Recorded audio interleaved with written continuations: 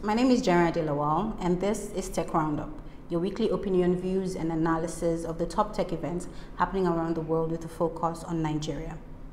To kick off today's show, we'll be reviewing and analyzing two exciting news stories with a special guest from Enugu State.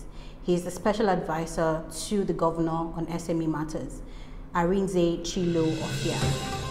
Our anchor story will be discussing Nigeria's launch of the eNaira. Later on is the global article reviews, and we also have street tech. We have a lot to get to today, so let's get started.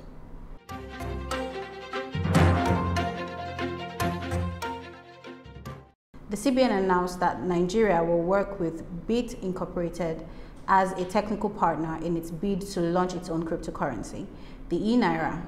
Apparently, the goal is to launch by October 2021.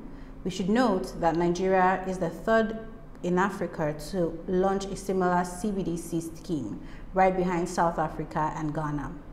Plans to launch its own digital currency was first revealed earlier in the year after banks and financial institutions were barred from dealing in or facilitating transactions in cryptocurrencies as far back as February 2021. But very quickly, let's move on to the next story. We talked about Nigeria launching the eNaira. In February, we're all aware that the cryptocurrency was banned transactions with the cryptocurrency was banned in financial institutions and commercial banks.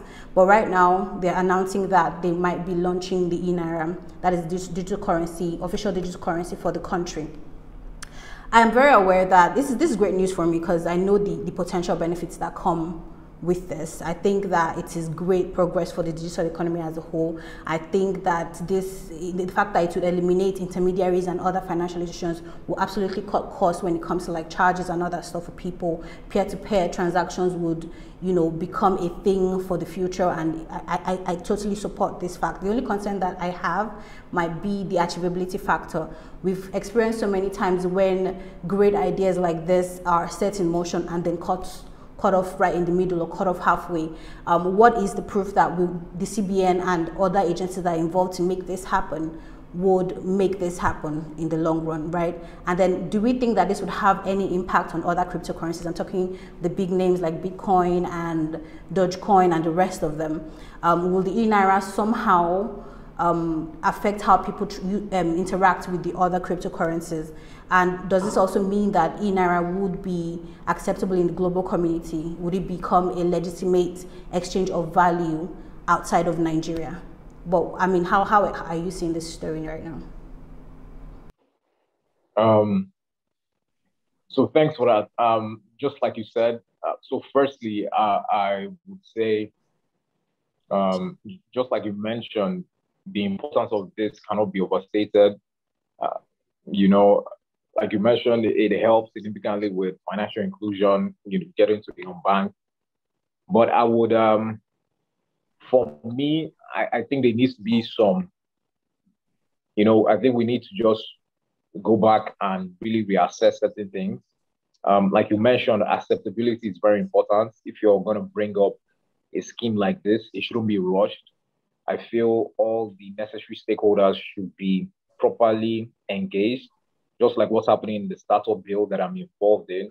It's been going through a series of assessments across all the relevant stakeholders. So what comes out of it would be something very robust and acceptable. For me, it seems a bit rushed with what's happening now, because in just a few months ago, this is something that they chided against, money from thin air. But it seems like something is coming into phase, and also having a technical partner from, I forget the country,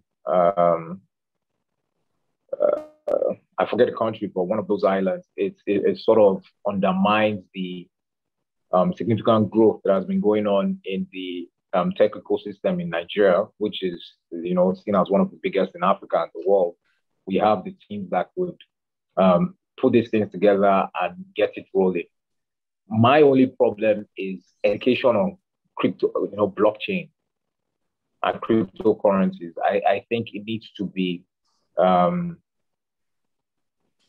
become more not really mandatory, but it needs to assimilate significantly, both in the urban territories and also the rural communities. They need to be able to understand it. Because if you introduce something like this now, the penetration might not be too high because not a lot of people understand how this technology works. In fact, a lot of, even some learned people, myself included, I'm not totally an expert in that field. I know little to get me by, but that's not sufficient, right? I do my investments in it, but there are significantly much more people, especially in the rural communities, that might not clearly understand. They just invest into it based on, there's a possibility of making some returns.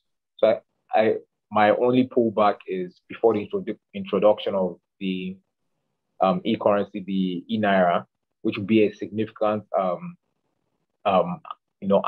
asset collector for investors, where you can domicile your assets, keep it there, and see your returns grow. I think there needs to be a mass sensitization on blockchain technology, cryptocurrencies, and especially in the rural communities to ensure that this has a mass appeal and it's accepted everywhere in Nigeria. Next up is Street Tech, where we make you question just how well you know technology. This week's Street Tech question is, what is the full meaning of ATM?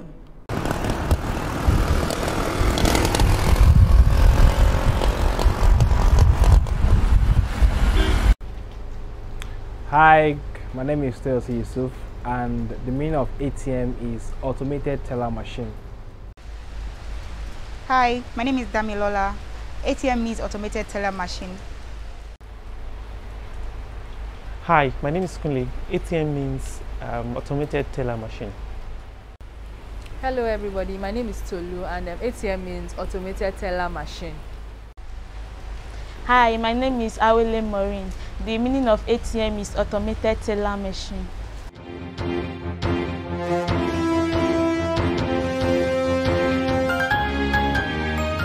Time now for global article reviews. The New York Times reports Elizabeth Holmes is on trial. The jury has been selected in the federal criminal case against Elizabeth Holmes, the founder of the blood testing tech startup Theranos. In 2018, she was indicted and is now facing a dozen counts of fraud and conspiracy to commit wire fraud for making false claims about Theranos' blood tests and business prospects. She has pleaded not guilty. Well, Holmes' not guilty plea is just as believable as me claiming to be a man, if you know what I mean. From the BBC, China's video game regulator has said online gamers under the age of 18 will only be allowed to play for an hour on Fridays, weekends, and the holidays. You know the best part about this? It's how with technology, people somehow always find a way around rules. If you know, you know, right? Well, we'll be watching this execution from a distance. Good luck, China kids. On Engadget, Microsoft is saying they might let you install Windows 11 on PCs with older processors. Yay! But that doesn't mean you will get the full experience you'd find on newer machines. Why, you may ask? Because they want to ensure you purchase newer PCs even if your current one is currently functional. Talk about marketing strategy. Finally, if you're single and looking to mingle, this one's for you. CNBC reports dating apps have turned to video and audio to link people up.